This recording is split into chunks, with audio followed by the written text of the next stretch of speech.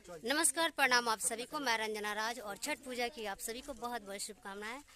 और कैसे हैं कमेंट करके आप लोग बताइए। लोग अभी हम लोग का छठ का वीडियो हो रहा है शूटिंग। हाँ, केरावा जे फरेला घवद से ओही पर सुगा मेड़ा राय, ओही पर सुगा मेड़ा राय।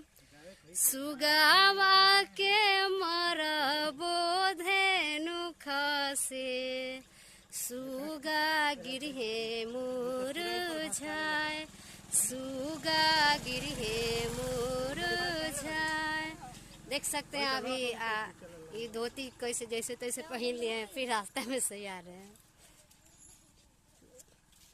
धनु जी का पहनाया जा रहा है।